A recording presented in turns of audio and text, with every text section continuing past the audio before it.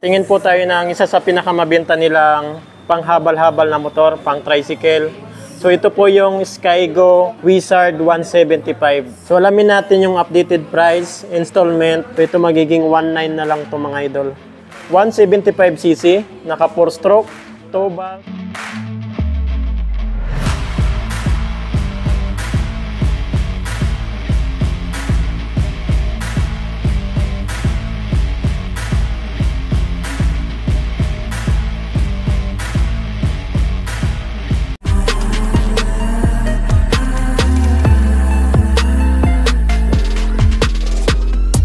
What's up mga idol, Chris Ride Motovlog nga po pala. For today's, nandito ngayon tayo sa Viajero Motor Sale, Alabel Branch, Sarangani Province.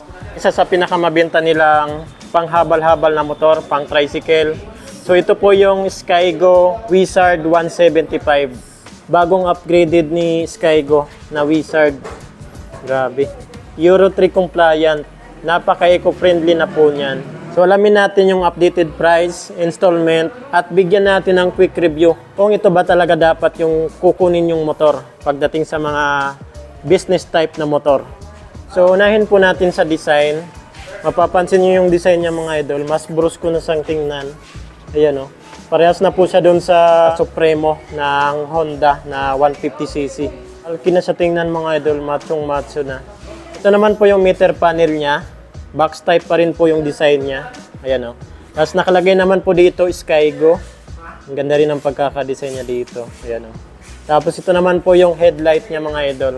Ayan o. Hindi po sa glass. Napakaganda kasi naka-LED na po ito. Ayan o. Naka-LED na po yan mga idol.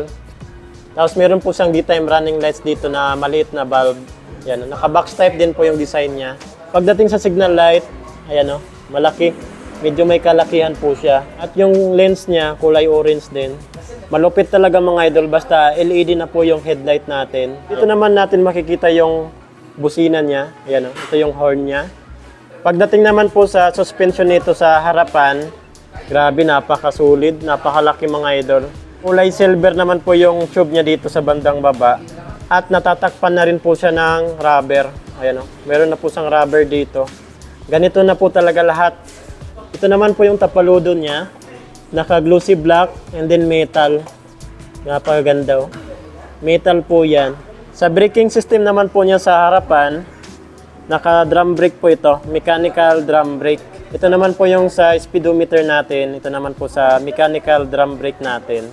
Ang size naman po ng gulong niya dito sa harapan ay 2.75 and then 17 inches po yung laki ng rim niya. Yan, 17 inches po. Standard po yan. Ito naman po yung design ng kanyang tire. Ganda no.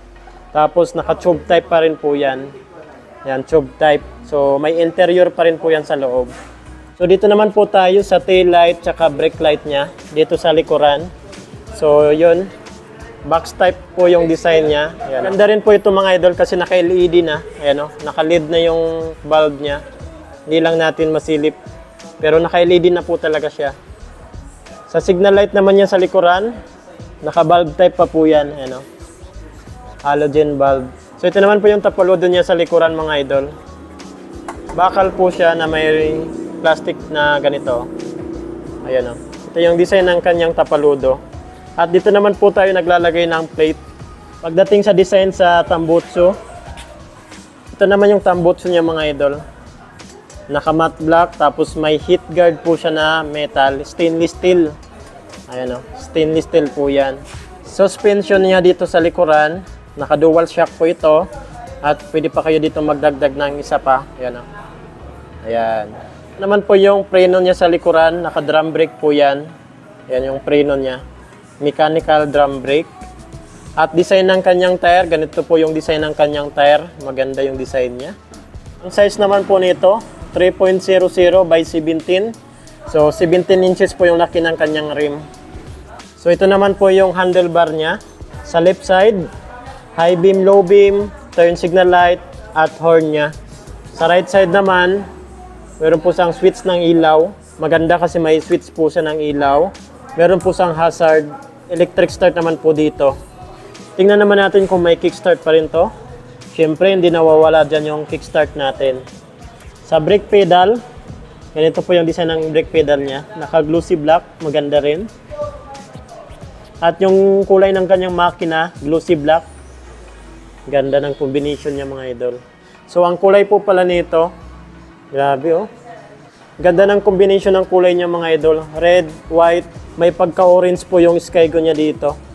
Ganda talaga ng pagkaka-design. Pagdating naman po sa makina niya, 175cc, naka 4-stroke, 2-valve, naka push-rod engine po yan. At ang cooling system po nito ay air-cooled. So air-cooled po yung nagpapalamig ng kanyang makina. Carburetor pa rin po yan. Basta carburetor, madali lang yan i-maintain mga idol. Madali lang yan kalikutin. Isa pang napakaganda sa motor na to, itong meter panel niya, naka-analog po yan pero napakadetalyado. So meron na po siyang gear indicator. Ayan, gear indicator. Fuel gauge, speedometer, odometer, RPM. Talagang napakadetalyado mga idol. Naman yung mga turn signal light na indicator niya, high beam, low beam indicator. At isa pa dyan, napakaganda sa motor na to kasi meron na po siyang USB type charging port. Ayan o. Pwede na po kayo dito mag-charge ng cellphone habang bumabiyahe po kayo. Meron na po siyang USB type charging port. Pagdating naman sa ignition niya, nakadisusi pa rin po yan. Ayan o. Ito yung susian niya. Sa fuel tank niya, napakalaki mga idol. Ayan, okay na okay po talaga. Maganda rin yung pagkakadesign niya. Ayan o. Ito para to sa paa natin. Para natitiklop natin ng maayos yung paa natin. Ayan o. Ganda yung pagkakadesign niya. Upuan naman, makapal, tapos napakalambot. Ayan o. Ito naman yung steel bar niya. Dito sa likuran. Mas pinahaba mga idol o. Mas marami tayong malalagay dyan. So dumako naman po tayo sa price, saka installment update nila dito. So dito pa rin tayo nag-inquire sa Viajero Motor Sale, Alabel Branch, Sarangani Province. Skygo Wizard 175cc.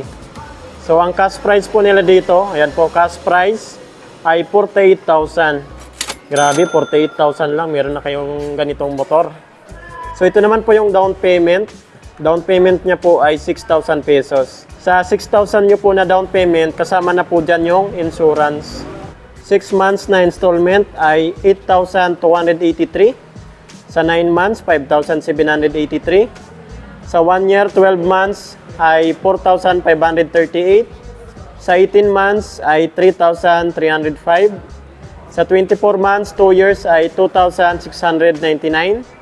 Sa 30 months ay 2,345. Sa 3 years naman, 36 months ay 2,116. So ayan, 2,116. Rebates pa po yan ng 200 pesos. So ito magiging 1,900 na lang to mga idol. 1,916 na lang kapag maaga po tayo magbayad. Sa mga freebies, pre-helmet, jersey, TPL insurance, at 3 years LTO registration. 175cc, napakalupit. At meron na po siyang gear indicator, fuel gauge, at charging port. Pwede na po kayo dito mag-charge ng cellphone.